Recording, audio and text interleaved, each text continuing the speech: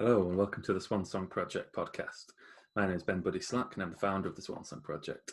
We're a charity that helps people facing the end of their lives to write and record their own original songs. If you'd like to find out more about the charity, you can check out our website, which is swansongproject.co.uk. You can also do so via our social media pages, which will be in the description of this podcast.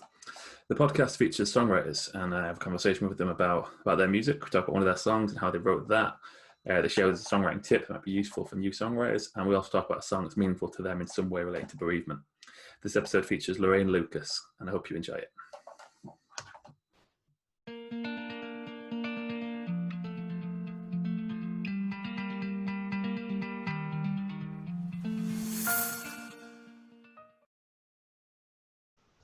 Okay, today I'm here with Lorraine Lucas. Thanks for joining me, Lorraine. Pleasure, Ben. Yeah, looking forward to talking to you. So if anyone's seen these podcasts or listened to these podcasts before, we do them in three sections. So first, we're going to have one of my guest songs. We're going to chat a little bit about how they wrote that. Then section 2, Lorraine's going to share with us a songwriting tip that might be useful for the songwriters. And then section 3, we're going to talk about a song that's meaningful to Lorraine in some way relating to bereavement. So I'll ask you to introduce your song for us, please, Lorraine, and then we'll hear that. Yeah, it was such a, it's like, what song will I choose? And this one kept on coming up. So one of the things that we do, I run a songwriting festival, and one of the guys who is one of the tutors on there, Arnold Sebastian, he's also involved in a project that does songwriting for mental health, stuff like this as well. So Arnold is one of our tutors, and he did a singing circle. This idea about it's not about singing, it's about making noise together and resonating, and I was intrigued by it, and it was so moving. And the feedback from that was people wanted to do more of that. So Arnold being local to me, he's one of my neighbours here in Foundry Quarter that we live. So we start up a group on a Monday, and we run a couple of sessions down there, and then lockdown came and we started to do it online. And I was like, how is this going to work?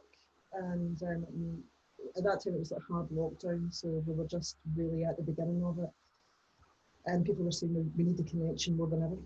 We really, we're all feeling as if we're in our own private space, and that first session was really quite emotional, and because it was like really connecting and thinking, wow, about this is so powerful. People were crying, and it was because of the connection.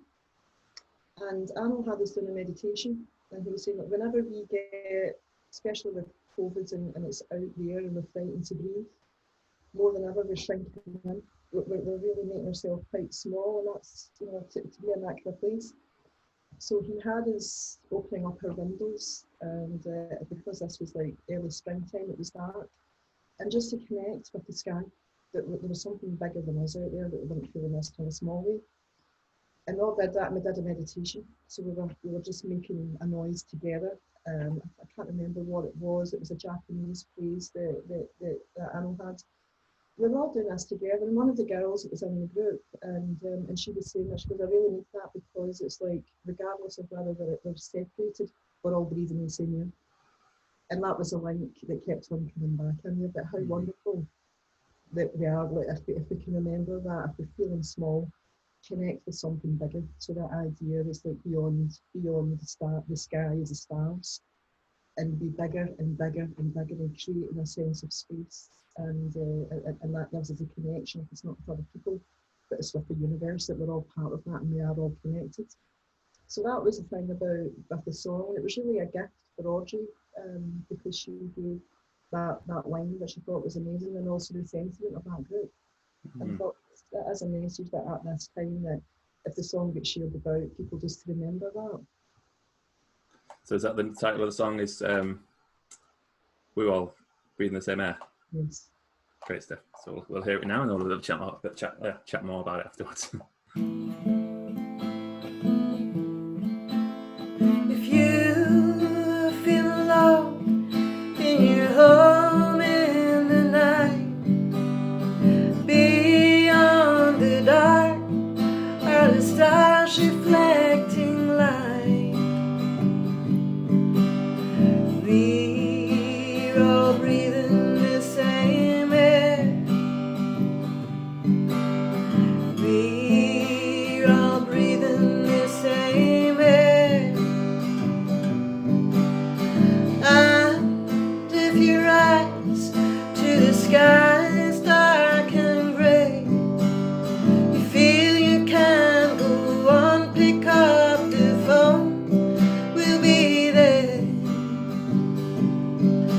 Sometime her head will tell us lies. We're so lonesome that we die, but it's just the fear seeping through. Share this mortal coil till we're buried in the soil. Interconnectedness of everything. We're all breathing the same air. We're all breathing the same air. La da da da da da da da.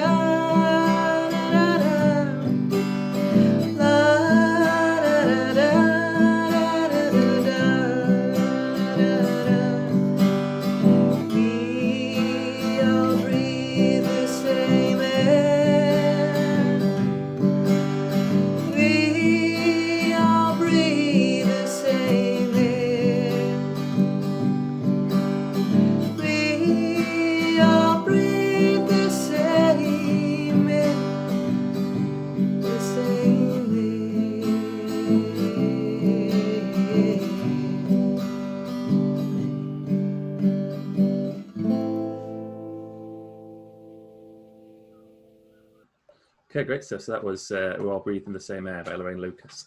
Yeah, it's a really nice story about how it came about, and yeah, it makes a lot of sense. And I think that's a good message for people to remember, as you say, especially feeling a lot of isolation at the moment.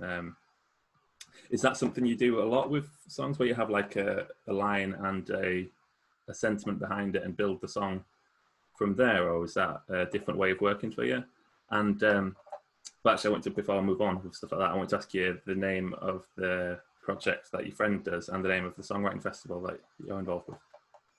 The Living Words is the name of the project that Anna's involved with Susanna Howard. And we have a festival called Normal Festival of the Brain here, and they did an amazing project, and it was about people who were living with Alzheimer's and also in dementia, and their families as well. So, you know, there's some great stuff, and I know what the Swan Project is doing too. So that was the first time that these guys they'd be taking and going into institutions and into care homes and having stories that there was going to be something to remember, you know, and getting people to talk about memories and the joy of all of that stuff. So Anna and Susanna, it's the Living Words, and they have different themes that might be about suicide as well, people who have survived suicide and come out and there's stuff with that as well. So it's a wonderful project, and yeah, that sounds brilliant. Project. Yeah, and the songwriting Folks and Songwriting Festival is what I do in October time, and that came from my friend Finlay Napier, who he is a Scottish songwriter, and he set up Glasgow Songwriting Festival, and that's my geeky thing that I do, club like 50 to 75 kind of a thing like that. We have these geeky weekends for songwriters resident out in the Highlands and things like that, and I loved it. I loved the format of having this festival where you didn't have to write, you didn't have to play an instrument, you could have the stories and other people put, so collaboration. And I thought, I said, that's something that can really transition well. So he's our lead tutor. But asking about the what comes first with that song, sometimes there will be a concept and a line that really kind of hits home, and it's powerful and it's quite profound. You know, there's that thing that's in there thinking, wow, that statement. And I think like there's all of the other padding that goes round about the likes of that song, and I guess it could probably all be the same. It could be like a mantra that you could put over music and some kind of a meditation without the explanation, because we all get that, you know, what that thing is. So sometimes it will be about that, so then I'll mess about with that, and it'll just come, it'll start to take on almost a melody in itself. So but the more that I've done these songwriting workshops, because as a songwriter, I was boring myself. I pick up the guitar and I would be doing the same chords, and the brain was just automatically, muscle memory, going to the same places. And it was for years, and I'm going, somebody said it's like the same song, there's different words, but the same, yeah, you know, yeah. because I didn't know. Familiar with that feeling myself.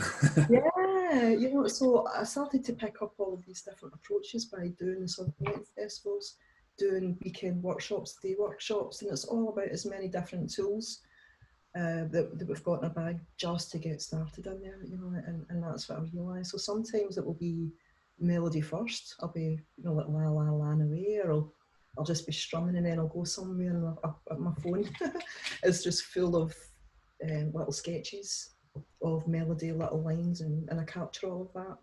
And I might forget about it, and I'll go back and have a listen and think, oh God, that was a keeper. You know, that I should really do something with this one, and then I'll go back and work at it. Good stuff. So with this song, then you had that idea, and then did you what was the process like for? Yeah, I was thinking it's fleshing it out. You know, when you have the idea and the concept, and then you've got to write the rest of the verses and that stuff. Did you? Was there a set way you did that? And is that with this song? Yeah, I'm trying to remember what I did with this one. I think I probably hummed this one. I think it was one of those ones that was, and where it just goes like the la la da da da da da da da da da, and that was it was almost like kind of a flowing in there, and then the visually. So sometimes it'll be like a movie that's running, and it's just a case of being able to kind of capture that. And I remember Dylan saying that, like, it's almost like painters. Somebody was saying about when you're painting, how can you not just paint what you see? You know, why can't you just do that? And Dylan was talking about it's the same thing. You know, if you're looking at a situation in there, all you're doing is you're just sketching that and capturing that moment. And that was it. So I had the memory of us at that time with that line of orgy. So it really was about putting that as a document, as a record of that event. And we're talking about making a record. And I was talking to Boo Hoardine at one of his workshops before, and I was talking about my first album that I made. It's really special because it captures a time whenever we were all up in this caravan in the back of Kent with Paul Clifford, who he was in Be Good Tanya's, and he just happened to be down here, an amazing guy to work with, really creative, you know, mad kind of a percussionist that was all about sound effects. And I had a handful of songs and no idea what to do with them, and they all came to life up there, and it captures that winter of me and Paul Clifford before we went back to Canada, and my collaborator Paul Fitzgerald, just all went up there. And Boo said, yeah, it's a record, you're making a record, it's a document, and the penny just dropped about what making a record is. It's about capturing a moment in time. It was, yeah, you know, so that's what that song was. That song captured a moment in time, that special sentiment that was about early lockdown, early COVID, about people, about us all connecting and how much we all really needed that. So visually it came to me, I was there with the stars and looking beyond and being able to kind of put that stuff out. And that was one of those ones as well that it just happens. It fell out, it comes over the hill. It came up and it went over and it just came out in there. And then after it, I was like a channel, and feeling that and thinking all I'm doing is transmitting. I'm transmitting what everybody in there was just kind of putting out, and then being able to say to them, this is what I've done from that night. You know, as your gift, thank you, Arnold, for hosting the session, and thank you, Audrey, for giving us that wonderful line and having the courage to be that vulnerable and say, because she was so moved, and we were all really moved about that notion with it too. So that was a special song, and I think the sentiment for me that was there was because of that. And those types of songs come along every now and again. Yeah. And you think, yeah, that's a keeper. Yeah. I really like a lot of what you said there. I like the that it's kind of capturing this special moment. And I was thinking in terms of when it's something like that where it's a group of people that have been involved with a particular thing, and that finding a way of capturing it, and everyone has their own methods of capturing things. And obviously you as a songwriter, then you can use, you know, your tools as a songwriter to, like, let's capture this moment in a song, and someone else would visualize, they might have done a painting from it, and it's creating that, like say, that memento of that occasion that can mean a lot to people and carry on. And one of the things what I was thinking about when you were talking then as well is the thinking of albums as a period in time and a record of that occasion is something I used to get a lot. Like, as you get better as a musician, it can be difficult to listen to your earlier stuff. You think like, oh, why wasn't that? Why didn't I do this there? Where, like, because you didn't technically know how to do it at that point. No, it didn't occur to you. Oh, And trying to then be like kind to yourself about like, that record is the best record I could make at that time with my abilities and the situation I was in. And that's what it is. It's yeah. And it's the sentiment of it, because I love that album, and there's so many bits in there that was not perfect, and we recorded it on tape, the first album, Love's Executioner, so we were all skint, and then Bell and Paul Clifford kept a bit of tape, and it was like the old videotape kind of a thing, and it was like, it says, we've got the best of 2 takes. So we had to be on it, and all of that is all captured, but there was something about that, and then it was like, okay, is it good enough? And then we were having to decide, because we weren't doing the digital stuff with it, the digital internet, that it was, can we live with the sentiment over perfection? And that was a decision, and that's why I love all of that time. There was a real emotion that was attached to it, and Paul, he really is a perfectionist banjo player. You know what the banjo's like? If there's one note out, it's like, oh, it's really noticeable, especially on those really kind of a sparse, melodic kind of things.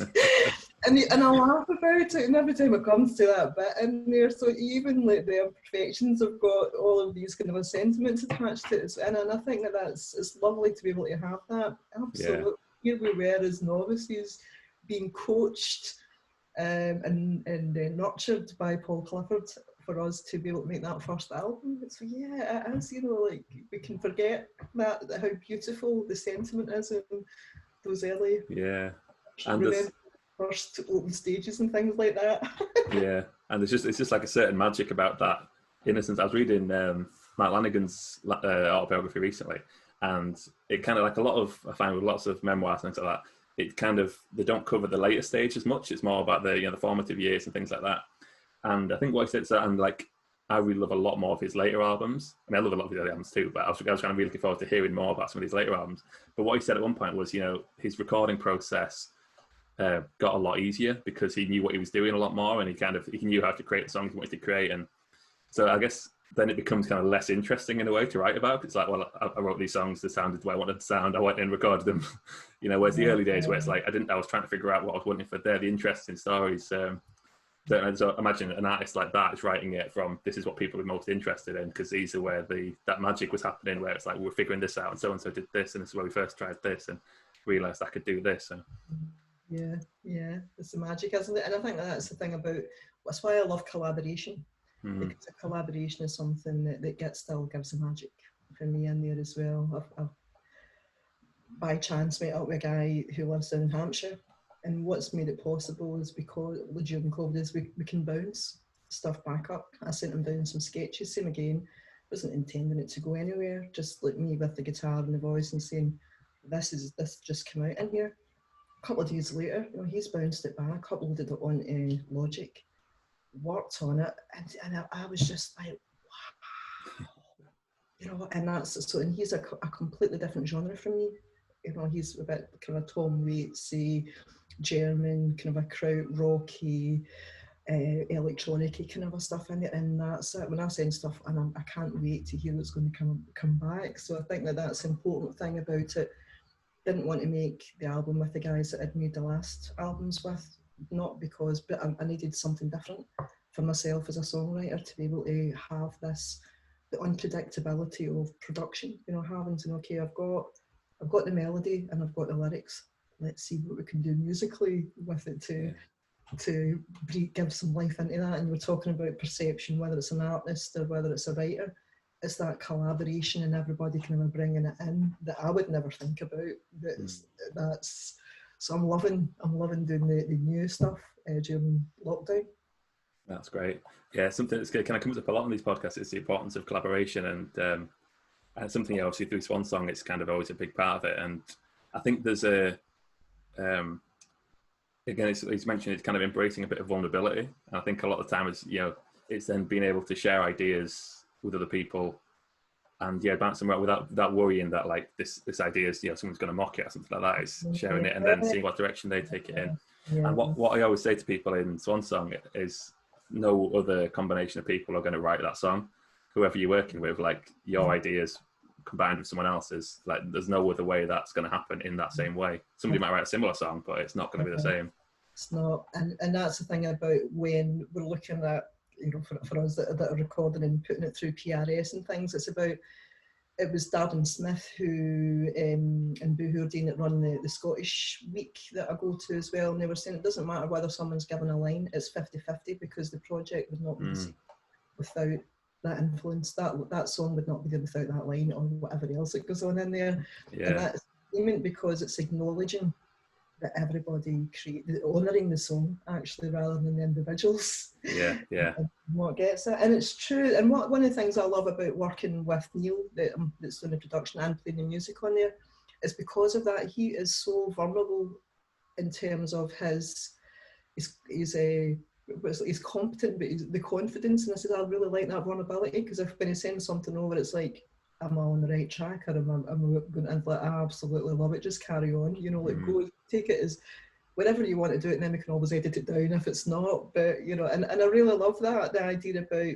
being vulnerable and taking it in there, and also being open for, and that's one of the things I've got better at, I guess, for myself, co-producing now as well, is like realising that it's not personal, it is about the song. And if I'm saying I don't like that, it's not about you, it's about you. And once we can get that, we can get ourselves out of the way. And I'm saying, so it's about the vulnerability and all of that. We put the ideas, but whenever we're shaping it, we're trying to bring out the best in both of that to make that work. And that's certainly for me, taking the criticism was a really difficult thing. That never been good enough, the chicken of a chink that a lot of us that are writing and creating have got in there, you know. Yeah, and I guess that's something that you develop over time, like when you're, because part of it is the relationship with, you know, knowing the other person is on the same wavelength and is, you know, is also thinking of it in terms of the song. So I think that's the worry people might have at the start is, you know, this person's, you know, looking, you know, want more of their ideas in it than mine, so shooting down my ideas or anything like that. So part of it, I guess, is if you've got a relationship with someone that you know you kind of trust. But I imagine the more you do it, the more open you get to that as well. So when you create with someone for the first time, you're not worrying about those things. You're just kind of happy with it. But it must have, like anything else that you develop, the more you do it. Yeah, absolutely. And I think, and that's a confidence kind of a part on there too as well. And for a long time, I'm a late comer to making music. It's, you know, it was something that I didn't start playing the guitar until I was 30. I'd been always writing since I was a kid, short stories, you know, was often my little kind of a fantasy land that was in there.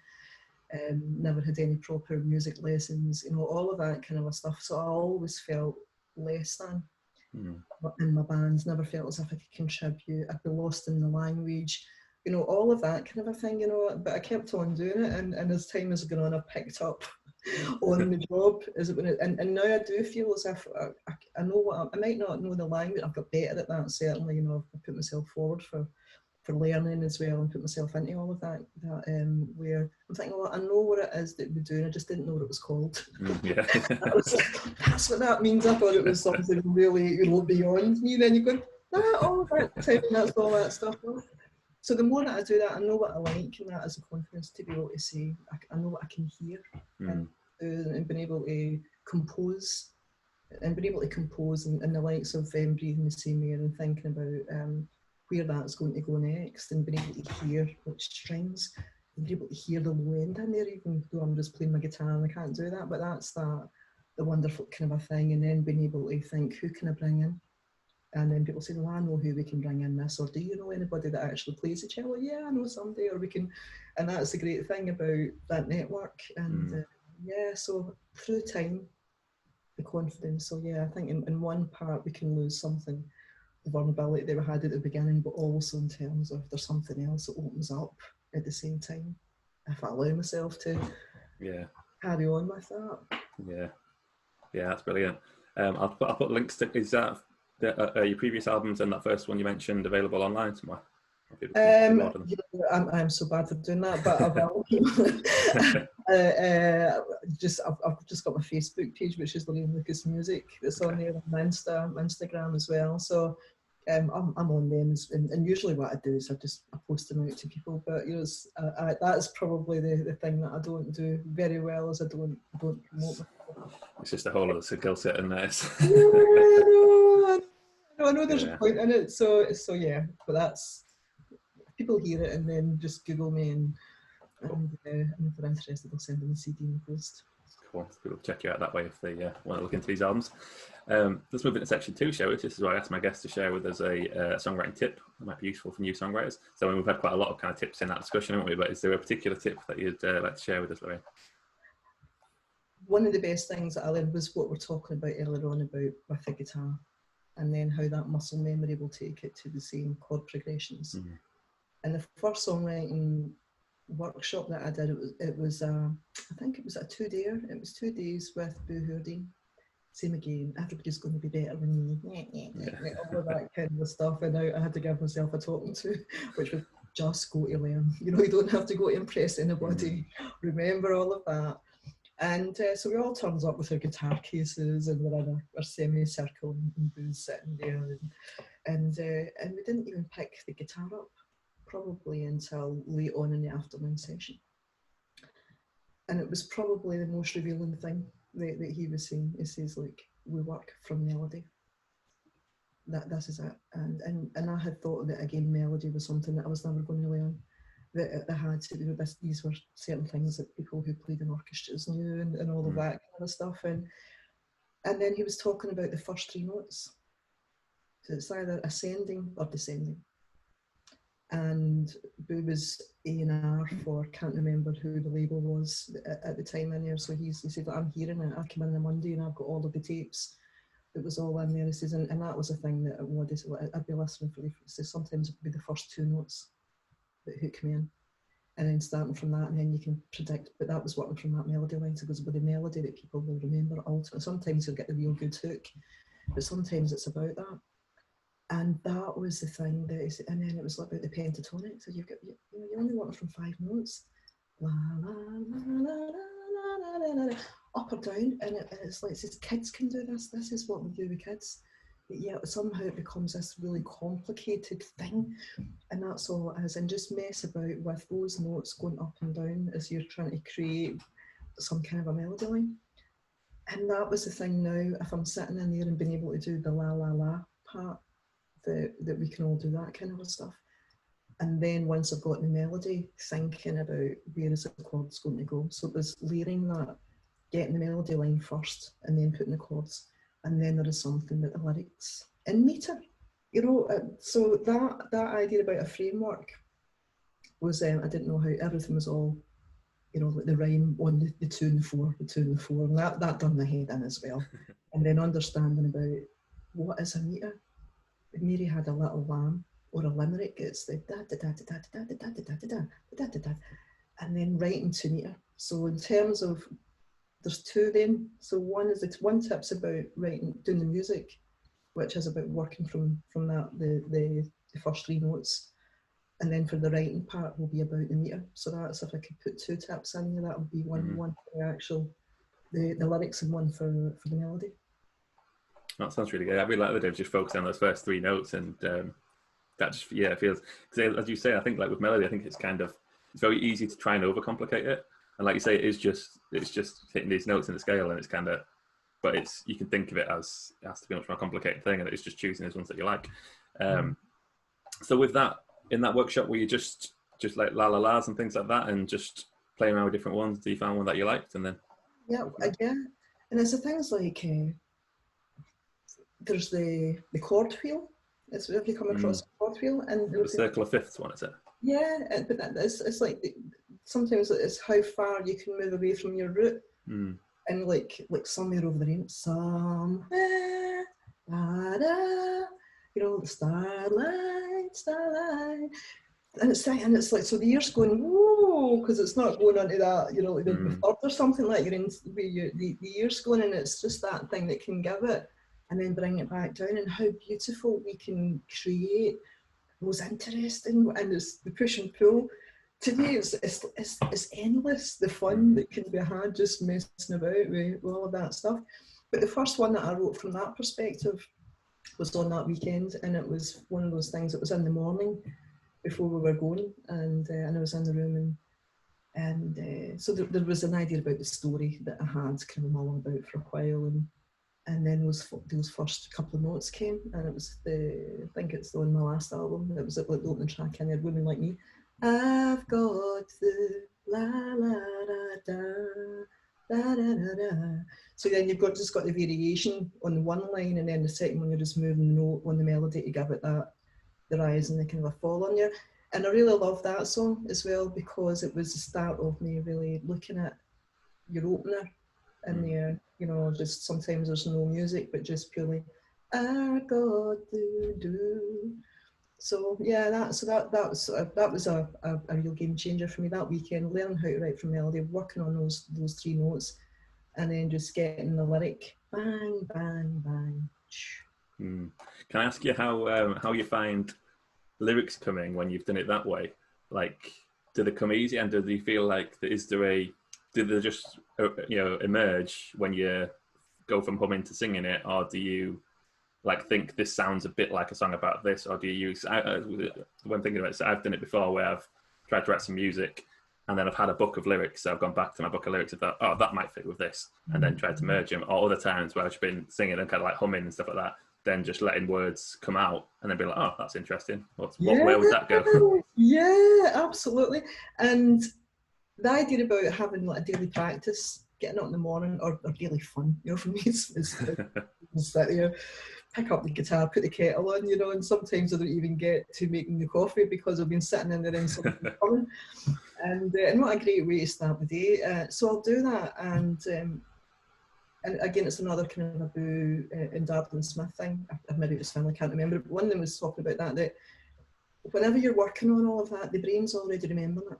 So subliminally, all of those little sketches, the brain's, it's there, and then the lyric comes, and all of that stuff that is in the library actually comes out, and it's almost like an unconscious process that's happening with that as I'm writing in here, the music, I'm hearing and I'm feeling the music as I'm actually writing that lyric. And again, like that, but it's about waiting for the magic to happen. Be ready. You know, if we're doing all of that, and we've got these little melody sketches that we've been playing about with, and we have got like the kind of accord sequences, and we've already got the music, that whenever the lyric's in there and we're getting the meter, or then I'm working the meter and I'm working the melody and the meter and to fit the story. And it's all of these challenges, isn't it? It's like almost like Sudoku for the brain with the songwriting. Yeah. All of these, and sometimes we just need to kind of shimmy it along in there. But I think like that's it about writing. What is the rhyming?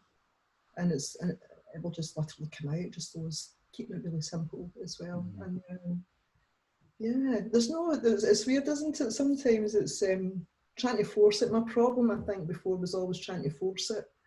And it wasn't happening, and I guess that's what it was. It was like, because the more that I do it, the easier the inflowing, the more kind of a freeing that kind of a stuff is. Definitely, but like just now, I literally haven't picked up my guitar up for maybe about a week, and that's really unusual. But I know what I'm doing is I'm observing, and I'm doing things like that, and then I'm sitting on the beach. And then a song comes about, Meet Me Down at the Rocks. That was a new one. So we'll say that, meet us down at the rocks, and where we all go swimming. So that was another one that I was messing about with, and I sent it to the swimming group. And one woman, I was telling her son had got a drone and was all going into the sea. And I said, that's funny, because I had written a little song, and I was thinking about getting a video about us all running into the water as well. And I sent that over, and that just kind of came out as well. But obviously I've been meditating on the beach, and I have been observing and taking all of those little images in unconsciously. And then when I picked up the guitar, and then out that song fell as well. So that's probably the most recent one that I've done.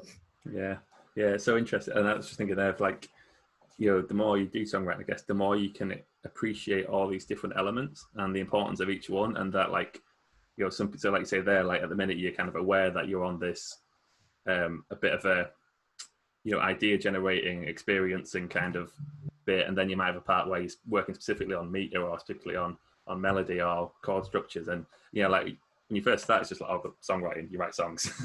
And then as you get like, and so some people might be really good at melody and not as good at lyrics. Some people are really good at lyrics, some people are really good at meter, and some people, it's like there's just so many different sections that you can be a specialist in and develop tools in. And it's something what I think comes up a lot with people who might say they're not very good at something, but like actually they're really good at melody, or they're really good at writing a good hook, but they don't think they're good because they're not as good at writing lyrics. And it's like, and that's again where the magic of collaboration comes in, when you get someone who, you can tick all those boxes to come together with something. Yeah, and it's the same with music again, and I'm really honoured that the people that have met in this journey, and who blew into my life, and then the bit that I'm not good at is the musicianship. So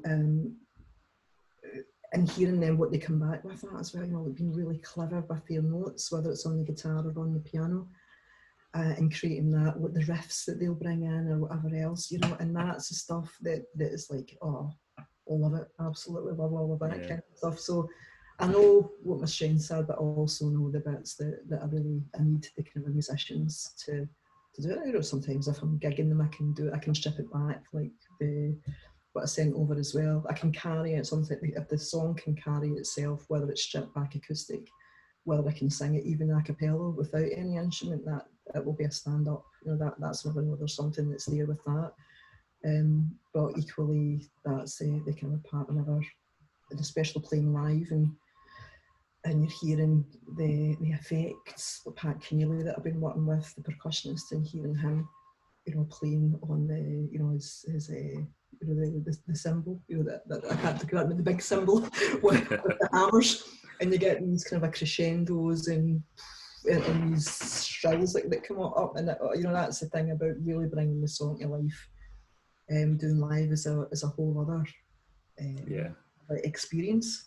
Yeah, it's another one of those elements, is that some people are really good studio musicians, some people are really good live musicians, some people, there's just all these different areas, isn't there? Yeah, that's great, Lorraine. Let's move into section 3 now, shall we? This is where I ask my guests to share with us a song that's meaningful to them in some way related to bereavement. And what I do here is I'll put the link for the song in the description, so if you're watching this or listening to this at home, and you're not familiar with the song, you want to go listen to it, follow that link, have a listen, come back. Which song did you choose for us then, Lorraine? I chose Death Don't Have No Mercy, which is, I first heard John Martyn doing that on an album, and then I'd heard, my dad was a big blues fan, the old country blues guys, and I think it was Reverend Gary Davis that I heard doing it, and then I saw the video of him singing it after a week. I still don't know who it was that had died in there, but there's this old bit of footage, and it's Reverend Gary Davis sitting in there, and it's a real dirge, and you're talking about the connection as well that happens. There's a shared experience that goes on with that, within the kind of mourning, and the message in that was, death don't have no mercy. It's indiscriminatory, and it's not fair. And that's that kind of a thing, and as the lines go on, and comes to your house, doesn't stay long, look in your bed, and so is gone, and for me that's that thing. It's like, although it's a blues, it's a spiritual, rather than a kind of like it's a gospel blues, and there was something about that, I think, that gives the kind of a solace about that death isn't personal. Death is that thing that kind of happens, and it's got no mercy, but where we get the mercy is with each other. And that's the kind of a thing. If there's anything that connects us, will be that. Yeah, that's a beautiful way of putting it.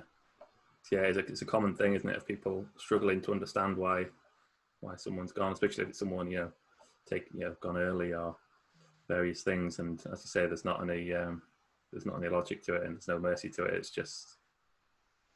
just comes about. I really like that.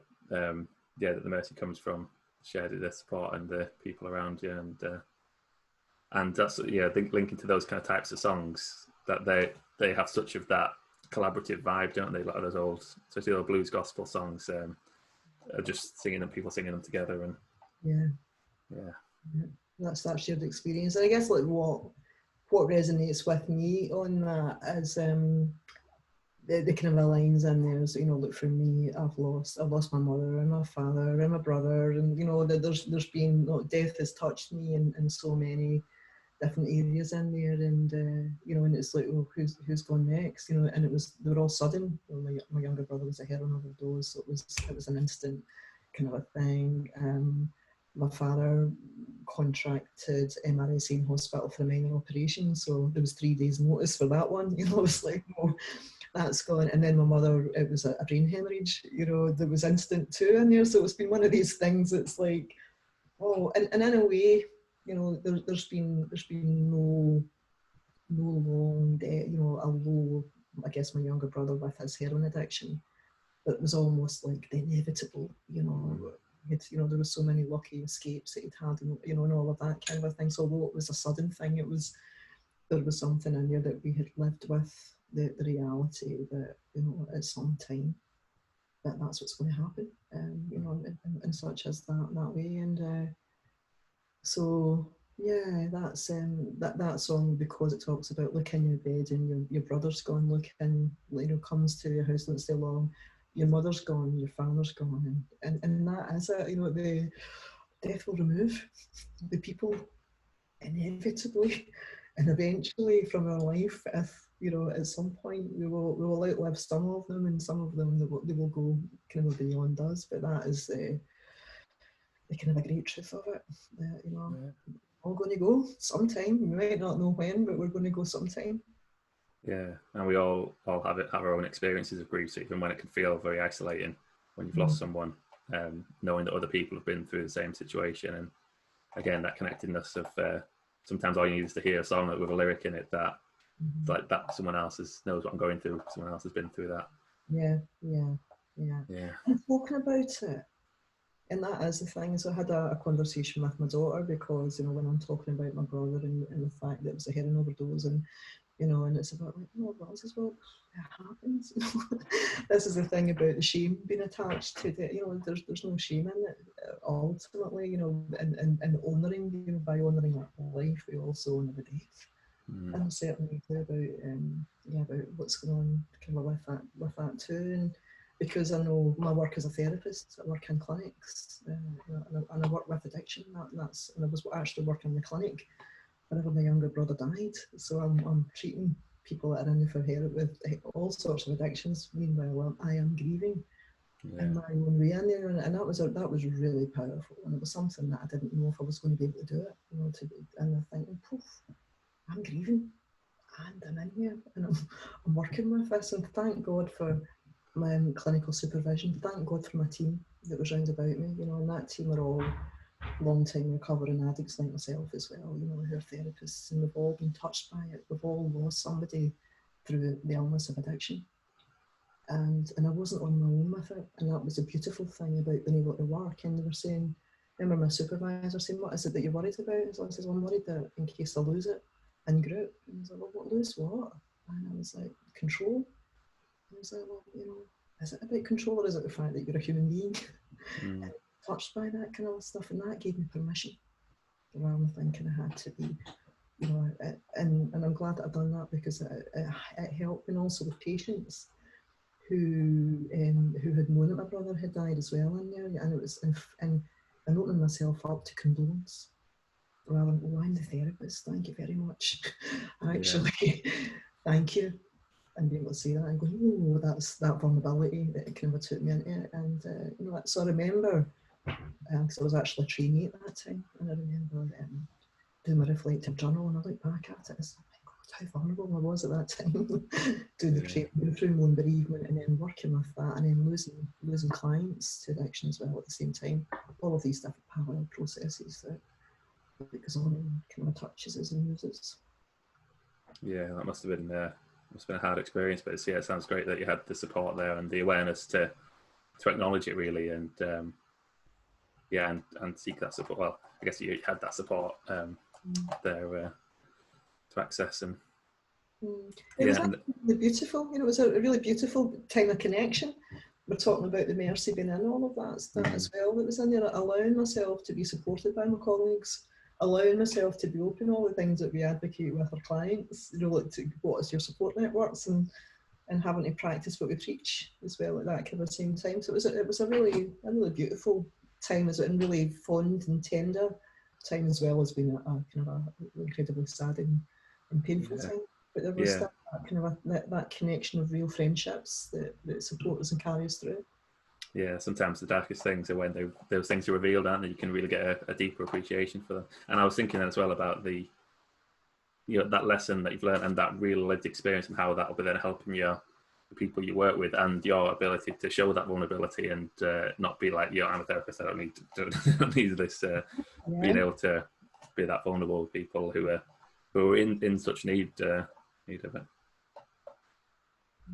Yeah, and it was their gift to me. They wanted to offer me the gift of condolence. And it's that thing, okay, thank you. And that was the thing about that. I think sometimes whenever, and it's definitely been an area of growth for me to be able to do, not even with bereavement, but in general in life has been, like the helper. Actually, I'm the helper. I don't need the help. And having, I think this is a two-way kind of a thing. And being able to do, I think that's probably the start of that journey about allowing myself to be supported. And for other people to actually offer some of the stuff that I give out, and like, can we give it back to you? And that's that thing about just saying like, thank you. Yeah, if you need to acknowledge my sat and offer me something, I will accept that. Yeah, that's beautiful, Lorraine. Yeah, thanks for sharing all that with us. Thanks for coming on the show. It's been a pleasure to talk to you. And hopefully, I'll check out the. I'll try and hear more about the projects and your festival as well. It'd be great to come down and attend sometime if we get back to those kind of things.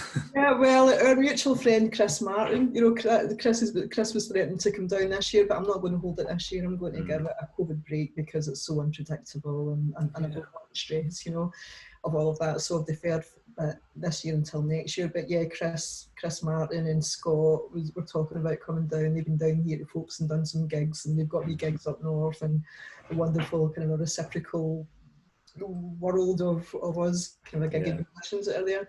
So yeah, it's a great thing. It'd be lovely to have you down here, Ben, and meet you on my travels whenever I'm up north. I played in Porto and Leeds. I played a couple of places up that way as well. The Gaslight Club for Gary Stewart. Yeah, good stuff. Yeah, hopefully we'll cross paths sometime in the real world. Yeah, lovely. Thanks, and thank you so much for having me on the show. It's been an absolute pleasure, and I love the project, but I've been hearing about it over the years, and I'm really glad that it's still going on, and it's still, it's still got that purpose that you've got. So well done. Thank you.